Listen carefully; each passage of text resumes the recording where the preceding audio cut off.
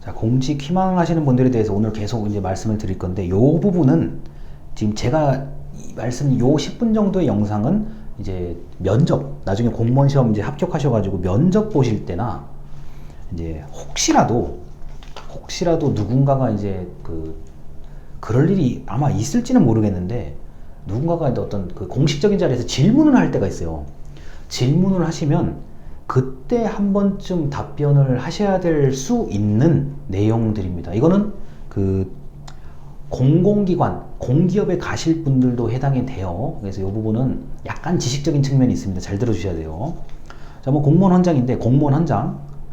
저는 뭐 사실 제가 지금 공무원이 아니기 때문에 이거를 뭐 제가 읽어드리는 게 좀 이상하긴 한데요. 뭐 공무원 헌장이라고 포털 사이트에 검색하시면 내용 아주 잘 나옵니다. 뭐 공무원으로서의 지켜야 될 어떤 그 자세, 가치관을 얘기하는 건데요. 뭐 단순히 눈에 보이는 거는 뭐 헌법이라는 단어, 그 다음에 헌신, 그 다음에 봉사, 너무 당연한 얘기죠. 그 다음에 뭐 이제 우리나라 헌법에는 이제 조국의 평화통일이라는 얘기가 있고요. 지속 가능한 발전, 굉장히 중요하죠. 우리가 발전해야죠. 발전 안 하면 안 되는 거고요. 뭐 공익을 우선시한다.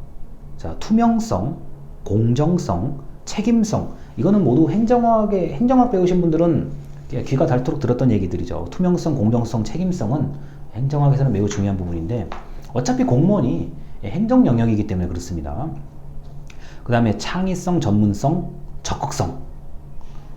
그 전문성과 적극성은 사실 어느 직업이나 중요하잖아요. 그런 게 있다는 거. 그 다음 다양성 존중, 민주행정 구현인데, 이 부분이 이제 예전과는 조금 달라진 부분이에요. 이제 그 다양성이라는 거는 그 예전처럼 우리가 뭐 우리 사회가 이렇게 그 딱 획일적인 걸 원하는 그런 시대는 이미 지나갔죠. 그래서 외국인 거주자들이 이미 우리나라에 많이 살고요. 외국인 노동자 마찬가지고요. 그 다음에 생각의 다양성을 존중할 필요가 있다. 민주행정이라는 거는 그 국민들, 시민들이 원하는 것을 얼마나 잘 이제 그 여론을 수렴하느냐의 개념이고요. 그 다음에 이제 청렴. 우리가 흔히 말하는 부정부패에서 벗어나는 청렴. 건전한 상식 뭐 이러는데, 이제 건전한 상식이라고 한다면 이제 예절, 규범 이런 것들입니다. 인간관계에서 지켜야 되는 뭐 기본적인 매너라고 하죠. 이런 것들이 있는데, 공무원이나 일단 정부로부터 월급을 받는 사람, 정부의 정부에 해당되는 어떠한 장소에서 근무하시는 분이라면 직간접적으로 전부 다 공무원 헌장에 다 걸려 있습니다.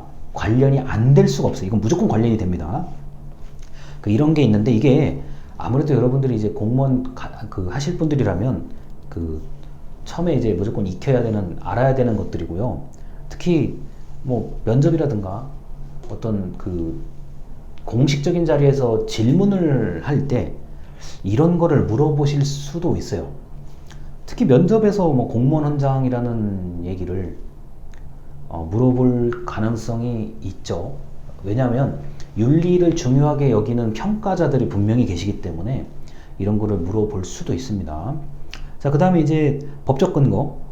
자, 여러분은 국가공무원법 적용을 받으실 분들이면 좋겠어요. 나중에 시험 합격하시든 간에 채용이 되셔가지고 국가공무원법에 적용을 받았으면 좋겠고요. 그 다음에 이제 공기업 다니실 분들도 마찬가지지만, 이제 성과, 평가.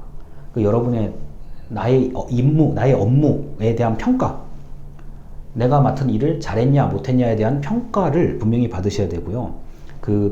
이거는 나중에 이제 내용에 대해서 또 얘기를 드리겠지만, 아마 이제 공무원 면접이나 이런 데에서 답변을 하거나 혹시라도 발표 같은 거를 짧게라도 하신다고 하면은 이 성과 평가에 관련된 법률이나 내용은 좀 알고 계셔야 됩니다. 이거는 지식적인 측면입니다. 알고 계셔야 얘기를 할 수가 있는 거고요.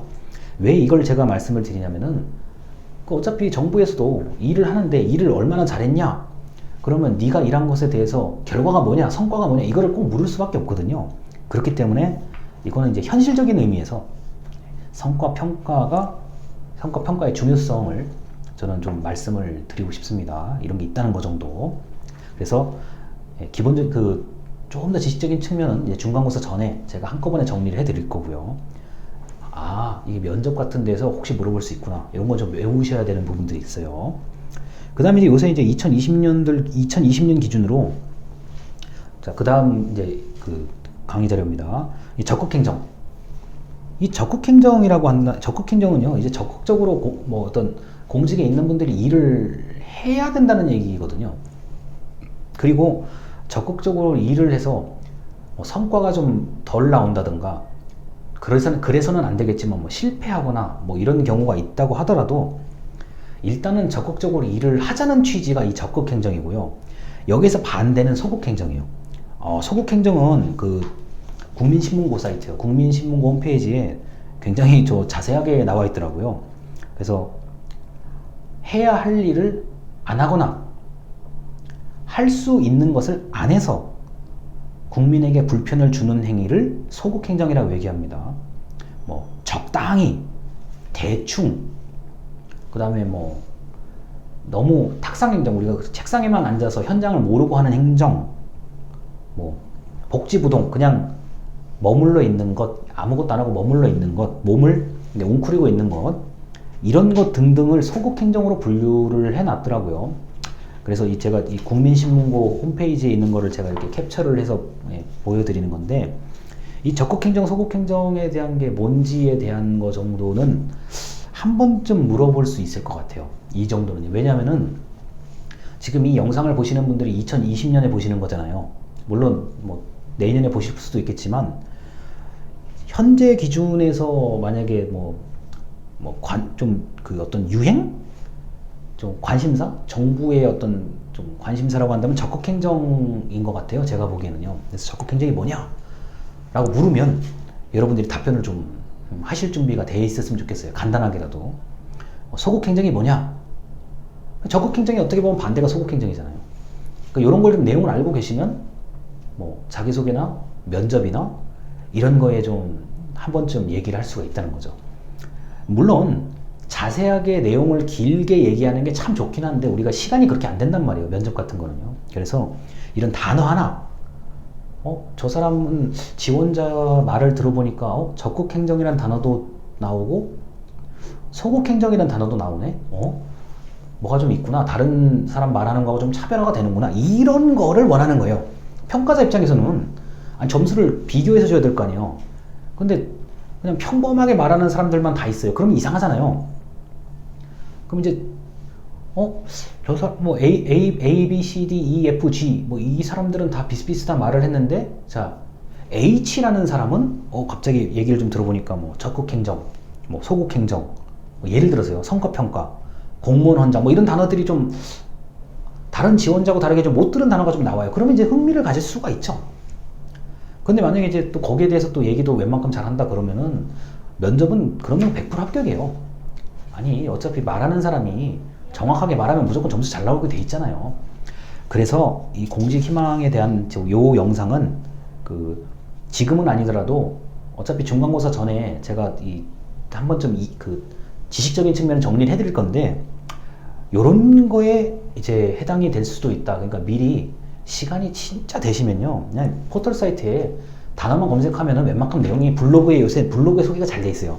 블로그에 쉽게 소개가 잘 되기 때문에 그걸 좀 보시면 좋을 것 같습니다.